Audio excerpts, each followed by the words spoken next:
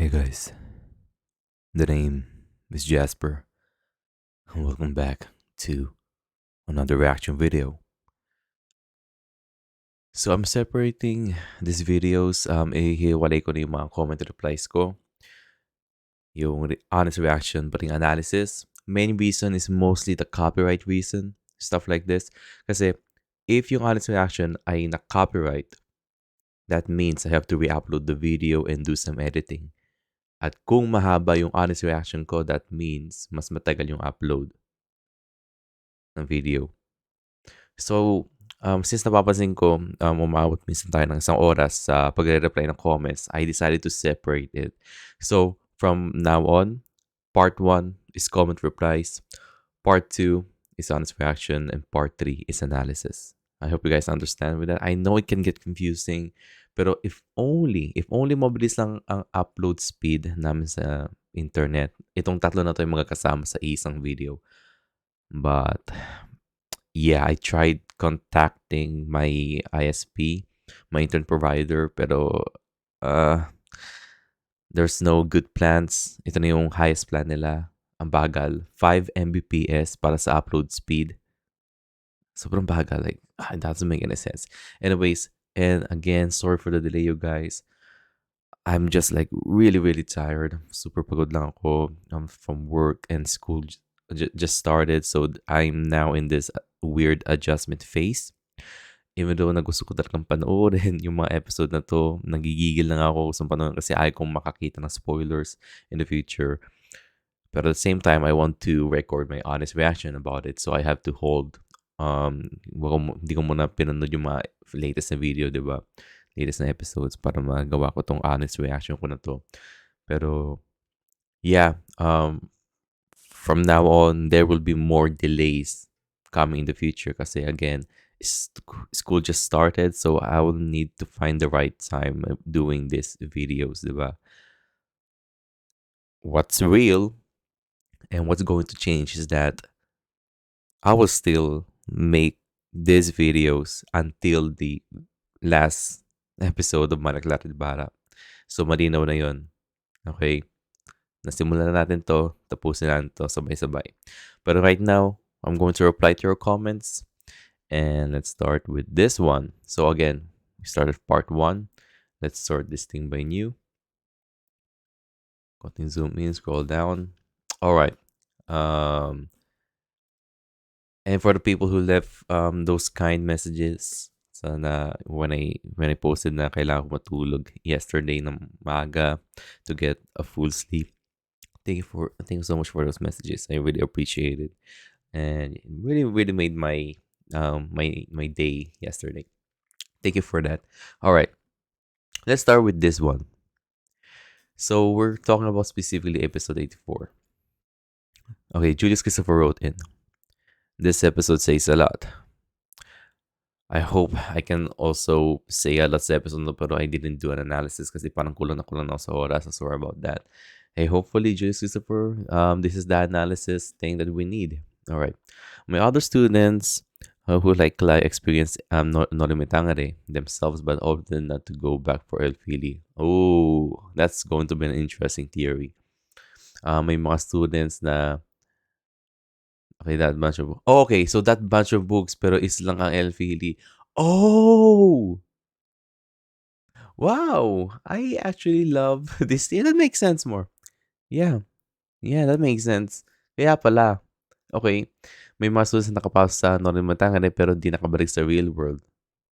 O maybe ang rason is hindi nila natutunan. Dapat nilang natutunan. Unlike Kalai, this strengthens my theory that our dearest boy, Fidel, comes from a real world na nag-fail matutunan ang lessons kaya na-stuck siya sa libro forever.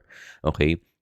Since si Fidel ay arrogante at walang pakisabayan nung simula ng version kay Clay. Oo, tama. At dahil nang bumalik si Clay sa El Filibusterismo, siya ang makakatulong kay Fidel na makabalik sa real world. Remember na nakita din ni Fidel ang portal. That's true. That's true.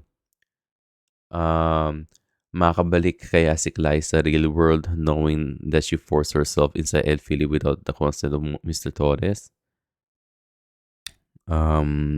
Probably. I mean, I haven't seen the latest episode yet, so I'm not sure if she did force herself to Elfily. Isa din kaya si Fidel sa... Oh, bili mo. Hello? Hindi din naman ba yun? Oops. So kaya pwede ilagay itong lamparan na to. Ito pang design ko. Anyways. Saan na tayo? Isa din kaya si Fidel na isa din kaya si Fidel sa students na pinasok ni... Gusto mo? Oh God. Sorry guys. Sinisipon din ako. Kasi kailangan ko din matulog sa loob ng sasakyan tuwing lunchtime ko sa trabaho kasi I need to get some sleep. So sorry about that. Hey Google, turn on the computer lamp. At least, hopefully, medyo maliwanag na. Okay. Isa din kaya si Phil sa mga students na pinasok ni Sir Torres na for some reason hindi nakabalik sa real world. Hey, baka, if Fidel comes from the real world, it will be interesting to know his point of view or his version of Noli Me Tangere kung sakali. Sana magkaroon ng backstory sa pag-enter niya sa Noli, and it will probably be the show's biggest twist. Yeah, probably. But I think right now, given that we only have like 4 weeks, I think we don't need that kind of backstory. We might hear like a backstory about Fidel, pero not see it like in screen time. Pero that do raises a question though. Kung si Fidel ay nakulong sa libro, then at kung ang theory na yung essay na kinopya ni Clay ay galing kay Fidel, then that makes na if si Fidel ay nakasulat ng ganung essay,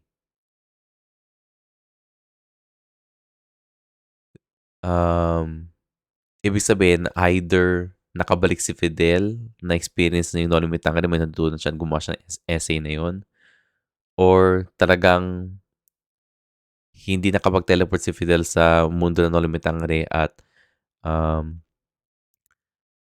dahil sa kagandahan ng essays, ni-reward siya ni Sir Torres na, "Uy, kaya mo bisitahin Noli Me Tangere in real life. Gusto mo bang magawa yun?" Pero again, it raises another question. That's a theory on top of another theory, di ba? So, I'm still really excited to see how they're going to unfold the Fidel story because right now he is still a mystery. No doubt he is still a mystery. But this is an interesting theory set of theories, by the way. I do like the first theory that you have na madami na naka-experience ng Noli Me Tangere kaya madaming libro doon. That makes kind of sense. Clara was able to go back to Rumanica, the OG Suklay, meaning you can always go back as long as you have something that belongs to the world. Oh, okay. That makes sense na. Reminds me of Narnia, the connection of remnants. A word lang, no? Suklay parang ginamit na beep card. Beep card ka, tawag nyo doon, di ba? Sa MRT ba yun, yung beep card na yun? Kasi we have the same thing. And tawag namin doon parang, well, parang cellphone din, parang tap to pay. Parang Apple Wallet. Tapos bigla na lang gumana yung wardrobe. But that's weird. Hey, but it is what it is. It's using magic. Claire's realization that she loves Fidel. Yeah. Claire religiously read the Elfie books reminds me of my high school self, where I also make sit and read Harry Potter books in between of my classes. She is so me every time na nakakabasa ako ng scenes from recurring characters sa sequel, and that buhay ka pa pala, referring to Salvi. Same, Dijay. Same. Ako when I was well, not in high school, pero I was in college, yung libro nung sinisingit ko para basahin ko lagi ay yung libro ni Bob Ong na nakakabasa na pala ako. That was my book. It was also clearly implied that Clyde's intention to go back to the novel is not change or alter the story itself. Okay, kundi para damayan the characters. Yeah, okay, damayan the characters. That's true. Pero we'll see, knowing Clyde, was namin niya sa isang teaser sa music video na kailangan niya iligtas din yung mga characters. So, I don't know. We'll see. Okay na ako doon. I mean, let the story flow the way it is. But please give Clydal their much deserved happy ending. Hey, we'll see about that. To wrap this up, let me share to you one of my favorite quotes from C.S. Lewis. Okay. I discovered that the wisdom of the world and a great deal of its folly also is to be found in the pages of the book. Oh, that's true. Especially history books, at least for me. Um, hey, I mean, from when it comes to books, I think sa perspective ko yung nabasa ko to, I'm thinking about like the real life and history books. Kasi when you think about it, history books are like they are like the greatest hits na nangyari sa mundo natin, sa society, diba? The greatest hits. Kapag nagbasa ng history books, o ito yung mga main highlights ng human history natin. Wala kang alam sa smaller details, pero ito yung lahat ng highlights. Kaya tawag ko usually sa mga libro parang the greatest hits. Parang kaya ito yung nakuha ko dito. Stuff like that. Hey, it can also be the same thing with fictional novels and stuff, diba? I will surely miss the engaging reaction video when the show is over. Miss ko din to. A good thing it will be here forever and I can always go back and check everything. Salamat salamat Sir Jasper. Hey, salamat Julius. It has been an amazing journey with all of you guys.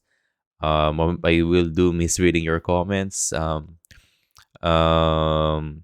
Hopefully there will be like another kind of maybe show I can do the same thing where I don't have to deprive on, where it's going to be healthy for me, I think. Kasi, kung tutusin, while I do like doing all of this stuff, it is still an everyday work. And I said work specifically kasi you really need to do a ton of time, a lot of investment of time para gawin itong mga to. Usually, around me, nakaka-calculate ko, around 5 hours. So, it feels like I'm doing a part-time job here. Pero it's something that I really like. Something that I really like and something that you guys deserve. Kasi you guys take your time to leave these comments. So, I'm going to take my time to reply to your comments in the proper way through this video form para it can be more interactive. And it was an idea, itong reply to your comments thing na I think other people does, pero binabasa lang nila yung 1 or 2 comments in a wall of comments.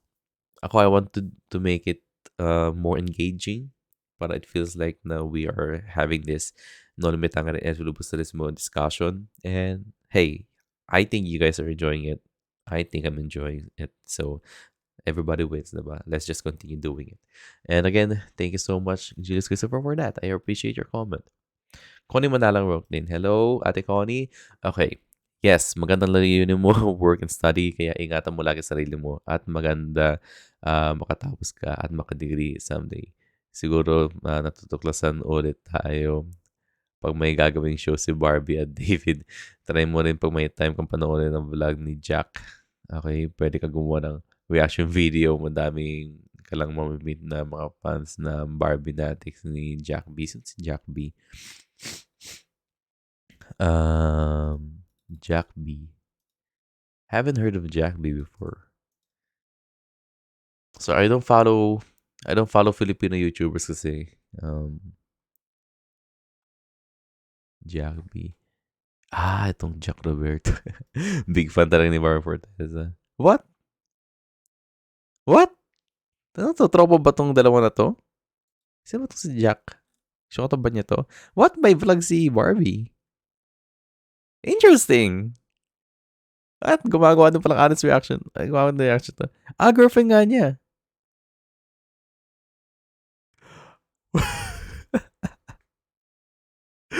Oh my God.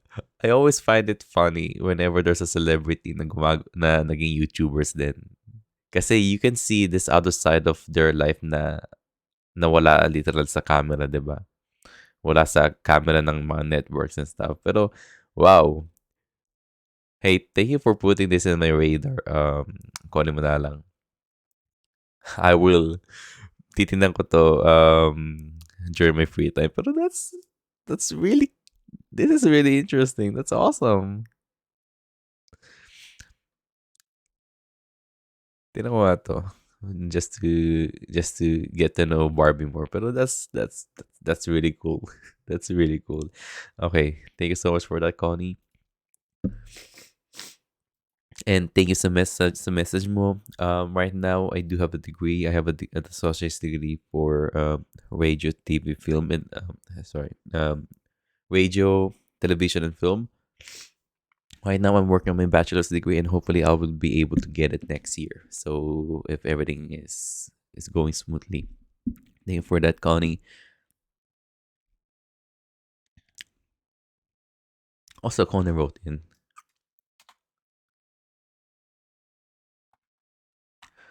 Okay, mawawala ang Manay Clara at Ibarra pero mag-iiwan siya ng napakalaking kwento, aral at pagmumulat sa mga maraming manonood. Yeah, hopefully, kung ano man yung lesson ng Manay Clara at Ibarra, it will stay in the minds of the viewers.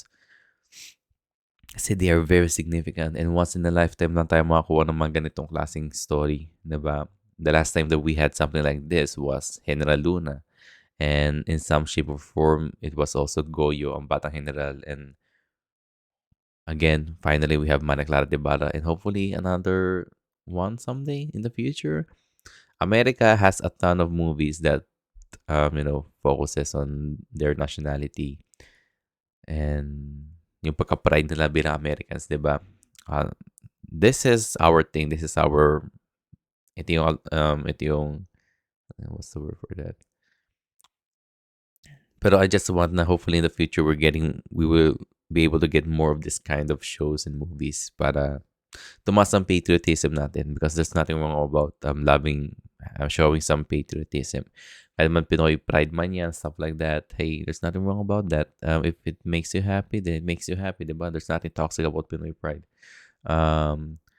Nagkapuwang sa mga puso sa mga mapapanood at magpapalaga ng mga nakaraan at sana huwag kalimutan na mabubuting aral sa kwento. Ganun talaga lahat ng wakas, malungkot pero masaya kasi may maiwan kang alaala. That's true. Thank you, Jamie, for this kind of show sa lahat na pwede manood kahit bata salute.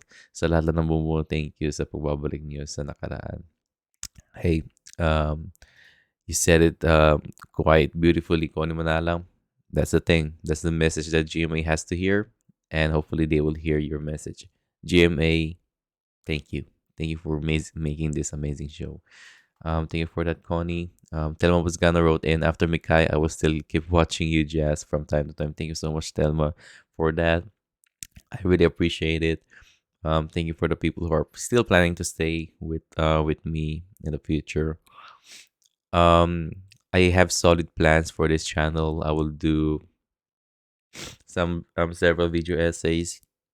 It's going to help me editing to hone in my skills pagdating sa pag-edit and stuff like that. And when it comes to storytelling, pero again, it's this kind of stuff is something that makes me really excited about living because it's something it's really fun. It's really fun to do. And good thing I have a platform. Good thing at least I now have some amount of viewers who can watch my content whenever I try to make them. Thank you so much for that, Telma. Oh, guys, naisip mo na ako. Telma was gonna also wrote in. Thank you, Jazz, for the effort that you exerted for us. Even your schedule is so tight. Hey, thank you. Thank you also, Telma, for keeping the community alive and leaving comments like this. I really appreciate it. And even though my schedule is so tight, I still have a lot of fun doing these kinds of things. So what's important is that I'm doing something that I really like and I really love. And thank you for that, Telma. And also Telma is gonna wrote in, I'm gonna remember you as one of the best memories while working here in Qatar. Oh, that's really awesome to know, Telma. And hey, if you're in Qatar, are you like an immigrant or like an OFW? Pero I hope nothing but the best for you, Telma. Life living outside the Philippines can have its own benefits, pero at the same time, mahirap din kontrolin whenever you get homesick, 'di ba? Ako Whenever I get homesick, I always try to look at Google Maps just to look at the streets through Street View. And sometimes I will just watch Filipino YouTubers doing their vlogging sa Filipinas mismo. Pero yeah, again, thank you so much for that, Telma. I really appreciate your comment. Thank you for making my day. Maria Lourdes wrote in, for sure, mamimiss natin ito pagkatapos na may kaya. Nakakatuwa na maraming tayong natutunan, 100%. I think that's the whole point of this comment replies thing. Um, while I'm excited to see a new episode each day, I'm also excited to interact with you guys every day. Kasi one thing's for sure, I will learn something new about No Limit Tangere and El Filibustrismo, and of course, Mana Clara Tibara, coming from you guys, diba? And, learning something new is really fun. It's really fun. It's something that you can, hopefully, one of those lessons will be something na madadala mo sa pagtanda mo, stuff like that. And it can be really influential, diba? And that's why I think learning stuff is such a huge opportunity in our everyday lives. There's always a probability that it can change your life, and I'm just happy that I'm I'm learning a lot from this community. Um, and for sure, we will still see you around. Yes, you will still see me around, my lord. This channel isn't going around. I will still make a lot of videos, not as much as during the Mara Clara Tibara days kung saan araw-araw may bagong video. Pero I will keep this YouTube channel alive by uploading more videos. And it's going to be a variety of stuff. It can include gaming, but mostly I want to focus on movies, shows, specifically Filipino related. And thank you so much for that, my Lourdes. Artist, Sitting Art wrote in. Okay. Thank you so much, po, for spending a lot of time reading my comments, especially my long comments, such as my comment about the epilogue of No Limit Tangere in one of its English versions of translations. Hey, buti iniwan mo yun, Arte. I really need to read it kasi you were right. Paparating na tayo sa El Filibusterismo. We just need to take some amount of time just to read the epilogue. And thank you for leaving that in. And wow, good thing na binasa ko because it was a refresher. There were stuff na, actually, hindi ko na alam kung ano nangyari kay Padre Damaso. And doon ako nagulat. Buti nabasa ko yung epilogue ulit. And as it turns out, something bad happened to Padre Damaso. But thank you for that, Arte. I didn't expect you to read it in the video, but you still read it, even if it used a lot of your time for this video and for the next other videos and your own free non-school and non-working time during the day. Hey, that's fine, Arte. When I notice na, when I do know na, I mean clearly, we need to be we need to be realistic. In the future, let's say someone left 200 you guys left around, let's say, 100 comments in one video. Of course, hindi ako makapag-reply sa 100 comments na yun, di ba? Pero I will try to reply to at least maybe 10 or 12, di ba? In those 100 comments.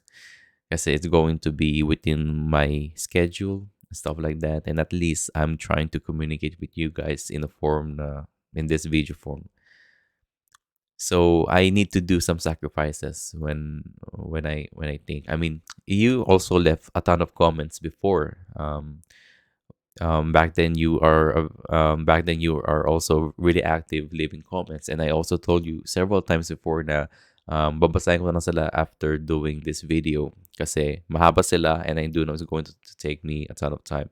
So again, there's some sacrifices there, pero if I got the time to read the comments, your comments, then I'm going to read it. I'm going to read it. And thank you for leaving those comments. Say, your comments are very insightful. I am learning a lot with your comments. It's like whenever there's a new episode, your comments feels like the handbook about the episode itself, diba?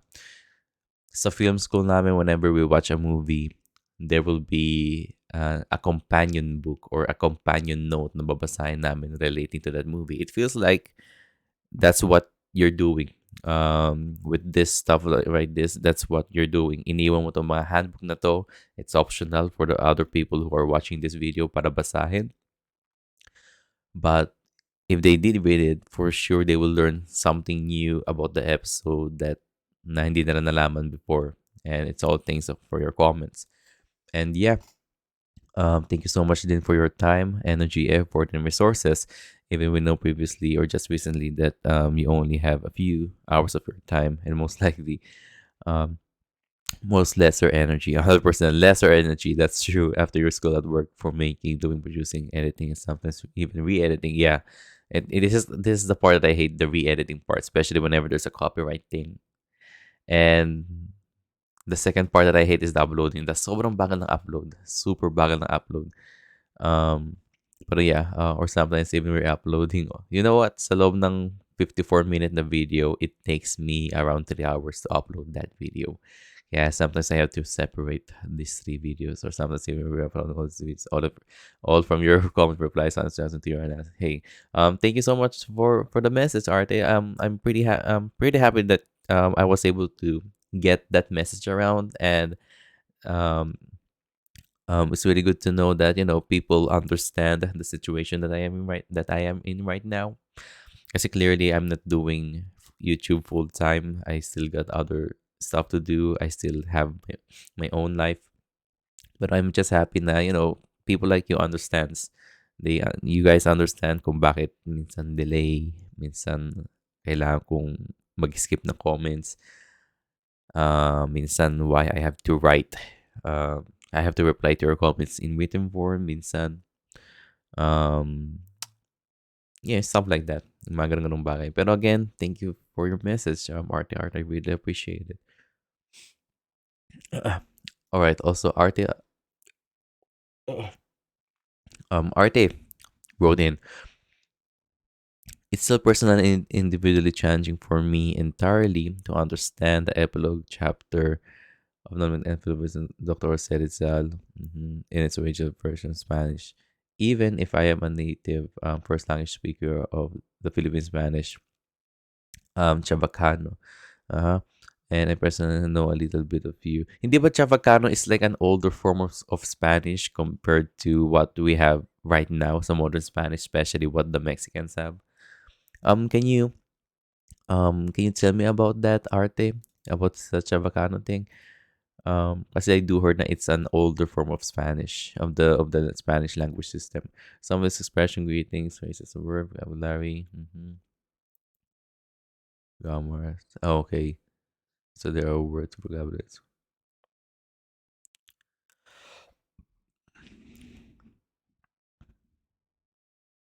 Okay. Still, if I have the chance, the time, energy, then no version of Spanish language using still minimal. But compared to most of the other people, my decent amount of knowledge of Spanish, but except those with nothing. Oh yeah. Okay. Yeah. Sure. Pero hey, when you think about it, Arte, it is still an amazing achievement that you can basically at least read a word in Jose Rizal's original form of Noli Me Tangere. That is still a huge achievement coming from a Filipino like you. It's something that I really want to do someday in the future if ever I do learn how to speak Spanish.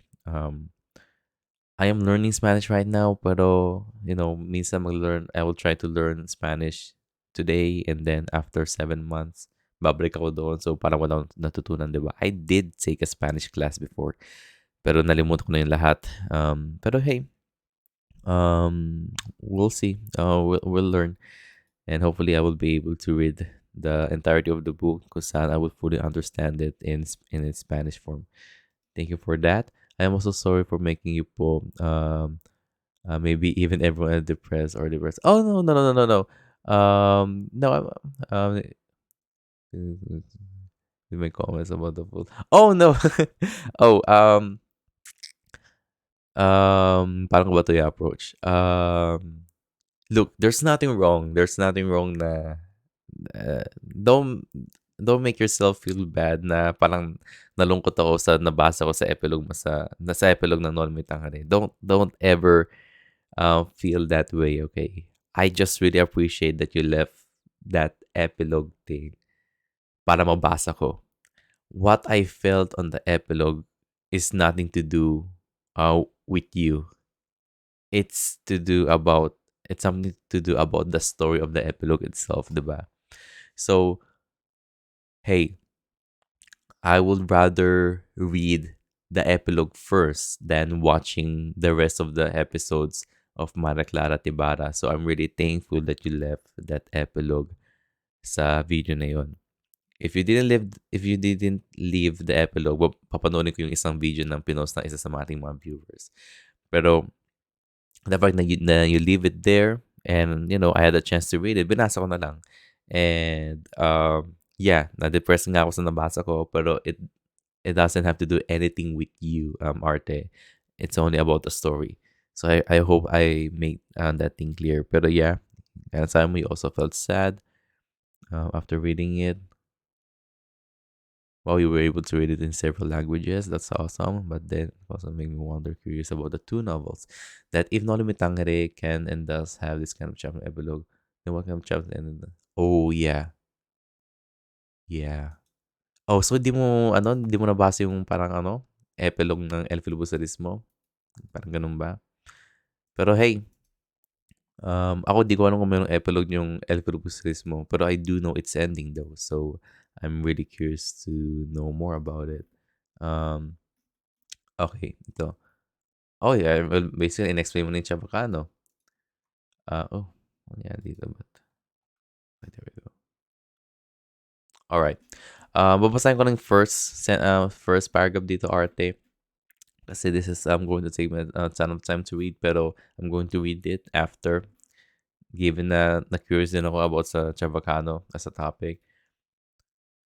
Okay, Chabacano, Spanish word roughly means poor taste of vulgar. Oh, talaga? Maybe originally called name referred to as such because of its comparison with Spanish itself, although this term itself doesn't carry any more negative connotations or meaning to us. But wow, that's interesting. I'm thinking na tinawag na lang poor taste or vulgar yung Chabacano. Binigay siguro yun ng term na yun ng mga Espanyol mismo, knowing na these Filipinos are speaking a branch of Spanish na parang medyo informal, kaya natawag na ng vulgar or poor taste. I'm just assuming that yun ang iniisip ko. Is a name given called name referred to election group closely related, formerly six and currently just three. Five core dialects. Okay, cool. But that's really interesting to know then, Arte. That's an interesting trivia. Babasahin ko to after doing this video, and thank you for leaving that in. And also, Arte wrote in when I read the epilogue chapter or chapter 64, I also felt sad, lonely, depressed while during and after reading it in the modern classical. I tried a little some expensive reading for epilogue and out of my water curiosity chapter. I started to become more and more curious of the happenings and events on the Fate of Destiny state. Clara in the end of No Limit Hungary, looking for some available, accessible, free online. Is Clara raped, molested, assaulted, and like in the nunnery by whom? But then, I think it kind of makes sense na si Padre Salvi na talaga yung gumawa nun. But then, until I got into the trivia, into the non wiki, okay, which is about Sor Pepita Estrada. Tama ito yung ikaw ba nag-mention ito? Yung about sa madre na to, tama ito nga yan. And it just caused me to stop. And on that day, my further wonder curiosity question, to start to ask for the question. Okay. Unang quiz ako dito. Whether there's truth and reality in the past, in that history or not. Basis. Story. Narrative specter. Standing beautiful like the virgin. When sinabi yung specter, I'm just assuming na yun. Na parang multo yun. Nakita ng mga guardians na parang multo. Or big man's protection against the power of a youthful mad woman. Oh yeah, I wouldn't. When I was reading it, it also gave me chills. I think that was the most powerful thing na nabasa ko about sa epilogue, yung about kay yung sa Spectre thing, and then yung na-mention mo about kay Sor Pepita Estrada. I'm going about this. Um, that it accordingly happened to a nun and done by a vicar. Ano yung vicar? Oh no. Okay. And because of some of the humans, it's still happening to some of the girls. Yeah. So,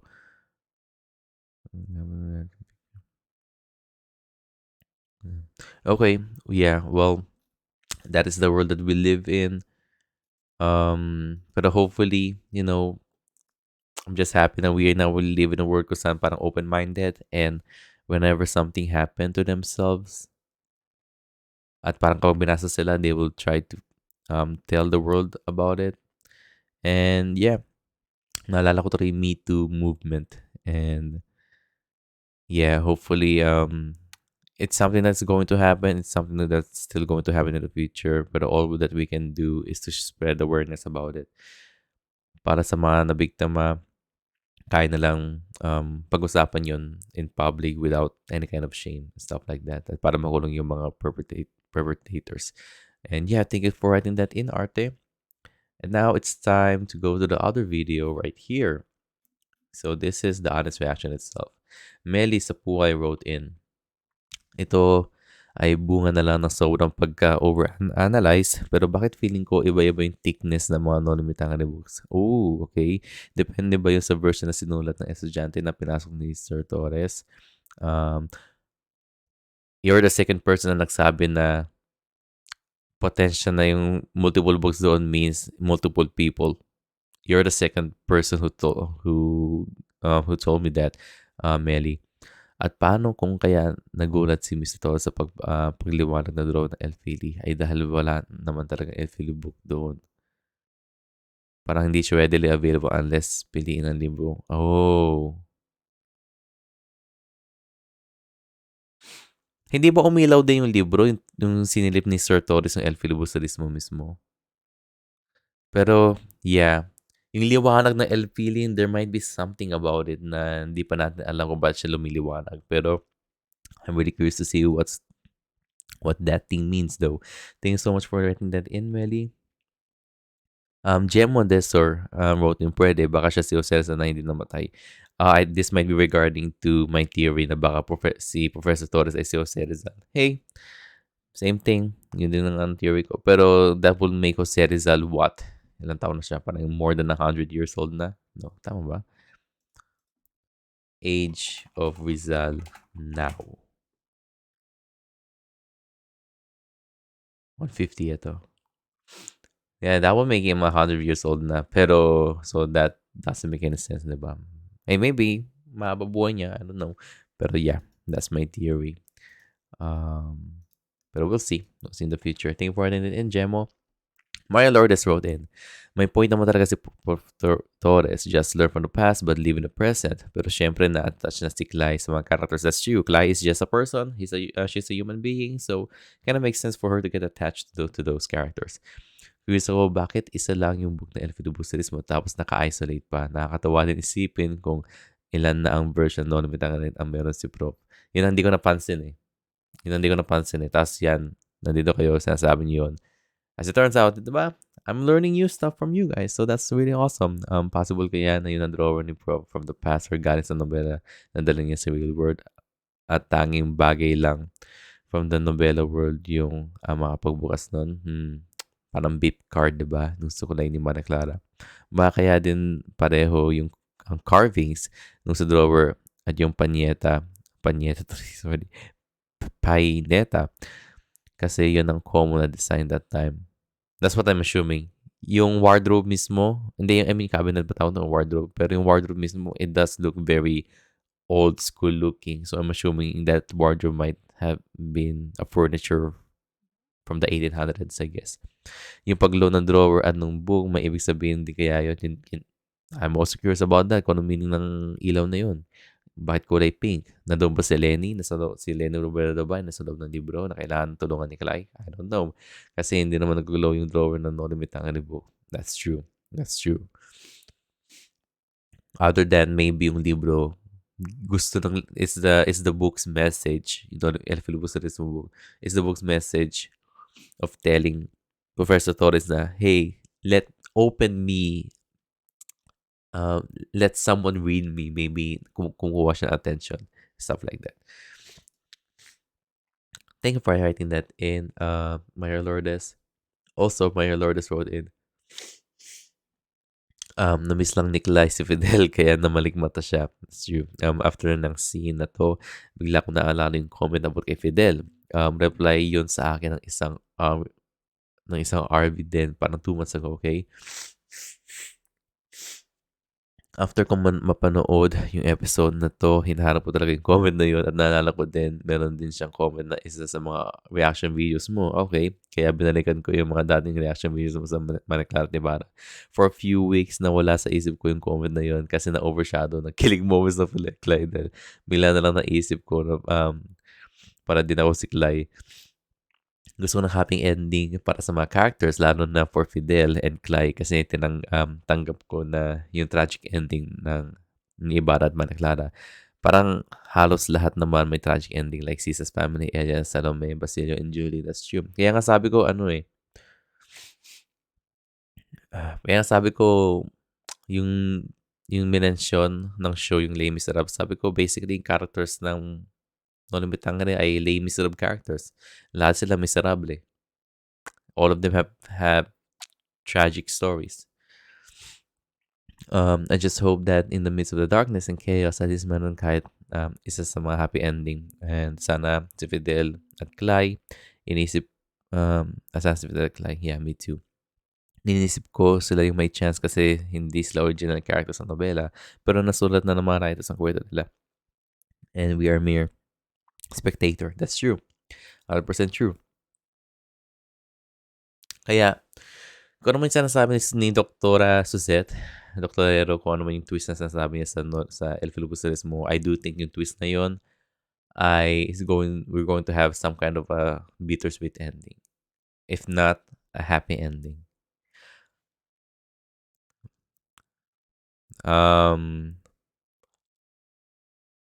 Here's going to be a theory of mine na marinig niyo dito for the first time. Na parang super imposible mangyari, pero I think it can happen. In this version of El Filibusterismo, makikita natin at least, makikita ulit natin at least si Crisostomo Ibarra at si Maria Clara mag-usap in person. Posible mangyari, pero I think it's going to happen. I-mention ko ulit yun several times in the coming future. And yeah, I agree with you, Maria Lourdes. I do hope na makita mo yung comment na yun dahil ang daming comments na you have a ton of videos to look at, and we also have like a ton of comments. So there's that. Thank you for writing that in. Angelica Palin wrote in, natawa ako nung nakita ko ulit yung Pineta at cabinet, naalala ko yung meme na ginawang beep card daw. Ayun nga Nikla, yung hair exercise Nikla na yeah. Yeah, yung sabi ko parang beep card nga diba? It's just, tinanggap ko na yun ang function niya sa show kasi, okay, magic, stuff like that. Pero when you think about it, parang parang tap to pay lang, parang beep card lang. And yeah. I love seeing the memes though. I love seeing the memes of Mana Clara Ibarra. It really makes me happy. Something that we're sharing we have the same context, and we're sharing the same laugh, diba? All right, Julius Christopher wrote in, this episode says a lot. Yeah, sana yun din ang nasabi ko sa analysis, pero I didn't have a ton of time to do it. The bunch of Nollywood, hindi, ito na sinulat mo diba? Yeah, ito na sinulat mo. Na-reply ko na to. Okay, thank you for writing that in, Julius Christopher. And finally, we are here at... Oh, mali. Analysis dapat to, hindi dapat to honest reaction. Oopsie! Maguhin ko nga. Mali, nagka-typo ako. Analysis na, hindi analysis. Analysis. Analysis. Alright. Okay, basahin na to. Alright. Maria Lourdes wrote in, Um, yun din yung isang tanong ko kung bakit ganun na lang ang pagtatanggi ni Prop na ipasok si Clay sa book ng El Filibusterismo. Dahil ba mas dark at mas tragic kesa sa No Limit Tangere? At dahil din may pagka-stubborn si Clay na mas mahirap siyang protektahan ni Clay? Isa pa sa mga questions ko lately, possible ba na mamatay yung ang isang taga-real world na pinasok sa isang nobela? That's my question for like the longest time. Nag-curious pa rin ako doon whether Clay can die within the boundaries of the book, 'di ba? Hindi ba siya automatic na hihigupin ng porta pabalik sa in the real world if ever na malagay siya sa bingit ng kamatayan? Possible kaya na matatap ang isang taga-real world sa nobela? That's also one of our questions kasi 'di ba may sure ending na naman ang nobela parang nangyari kay Clay. Binigyan siya ng straight path ni Prof, which is yung manood lang pero maraming ginawang ligaw-likong daan si Clay. That's true, pero yung exit same niya pa rin niya. Yeah, that's true. Ganun nga. Naalala ko yung sinabi ni Prof kay Clay na finish or not finish, hihigupin ka. Sinabi niya yun, public sa mundo natin. Okay. Naalala ko yung sinabi. Okay, totoo pala. So the context of higop is a real thing then. Okay. So, ibig sabihin na naisin talaga ni Prof na ilabas si Clay sa kwento kaya niya kahit ayaw pa ni Clay. Possible lang siguro na matrap ang isang taga-real world sa nobela kapag nagkaroon ng anomaly disruption kung hindi stable yung magic na bumaba sa tignan na nga kung ano na Nag-overthink ka na, Mario Lourdes. Nag-overthink ka na. But that's good. Overthinking is good. As long as you don't let your expectations ruin your enjoyment of the episode, diba? Because it's really fun to theorize. Ganito yung mindset ko every time I'm seeing a Marvel movie or a DC movie. That's my thing. It's really fun to theorize. And Maria Clara is one of those rare shows kung saan it's a Pinoy teleserye where we can really like theorize about it because it's also wrapped in mystery, diba? There's a lot of mystery in Maria Clara Ibarra. And finally, Be Wonderful wrote it. I'm used to making theories on foreign shows I watch, like Star Wars. 100%. I always have Star Wars theories. Narinig mo ba yung Jar Jar Binks theory? That was really interesting. Si Jar Jar Binks daw ay isang Sith Lord. And as it turns out, si Jar Jar Binks ay isa ng street performer sa isang carnival. That's his life is after Star Wars Episode 3. And Game of Thrones, yeah, me too. I really love House of the Dragon. I really love it. Since this is my first Filipino series that I follow, I wonder if ito ba ang first Filipino series na nag-theorize ang mga fans. Yung nga, kakasabi ko lang kanina, kaka-question ko lang kanina. So, I'm also really curious about that. Kind of makes sense, diba? Formulating theories with other fans makes the watching more fun, exciting. That's true. Kaya I like to do this analysis stuff. Because it's really fun to make some theories, diba? Speaking of theories, I have new ones. Okay, may bago siya.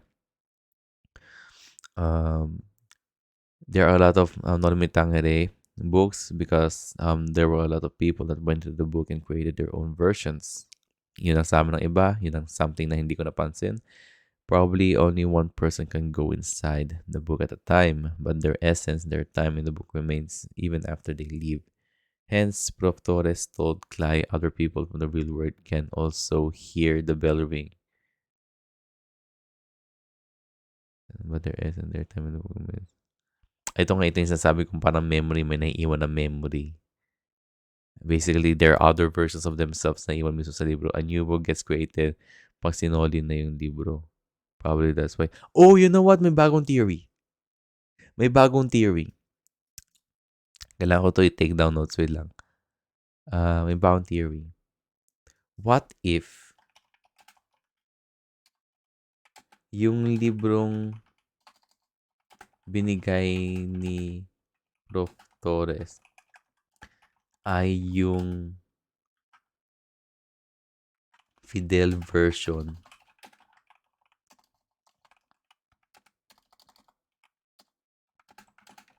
ng libro. Kaya si Fidel, isang fictional character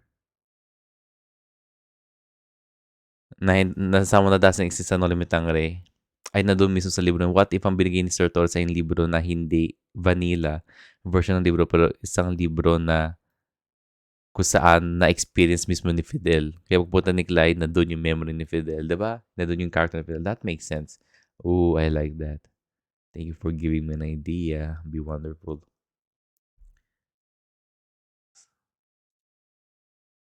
Paano ba to? Ba't nyo binabago yung itsura nito? Okay. Wow, okay. Other Fidel got trapped because he didn't learn what he's supposed to learn. Love. Okay. Okay. Professor Torres told Clay na pag-ibig mo dala sa kanya pabalik sa mundo natin. Na him before he claimed he was selfish and pathetic. Hey, what if Fidel also came back to the world kasi he finally fell in love with someone, diba? Which is Clay. We'll see. Now he's starting to learn different types of love that Clay experienced inside. Now for someone, friends, community, and country. That's true. I think we'll be able to go home because of this. Yeah, yung kakasabi ko na kanina. Which makes sense, diba? Once you get trapped, you lose your memories of the real world and parang part ka na rin ng book. Yeah, yun din ang isa ko sa mga theory. Na-trap ka, malalas mo yung memories of the real world at maging part ka na ng book. Itong version ng book. Or Fidel got trapped because he drastically changed something in the book and he shouldn't have. Spoiler, he changed a major character's arc. Probably. Probably as a punishment he made in the version of the book at yun ang version of pinasok ni Glay. Ah, yeah, ito nga yung ano eh. Ito din yung theory ko eh. So, he will take the credit for this. Be wonderful. This is an interesting theory. Ito din naisip ko eh. The spoiler I know already announced with GMA. Huh? He changed America kind of. The spoiler I know. Sorry. Ito ba yung ano? Ito ba yung spoiler na kumakalat? Kasi di ko alam eh. I guess it was, I don't want to say in case you don't know. Nah, di ko alam to. But I'm kind of aware of it. But I'm assuming that I do already know the person. But yeah, thank you for leaving that in. Be wonderful. Really interesting theories. And you kind of gave me an idea. But yeah, it makes sense. It makes sense. And we'll see. We'll see in the future, diba? And yeah, that's all of the comments, you guys. Time to watch finally episode 85.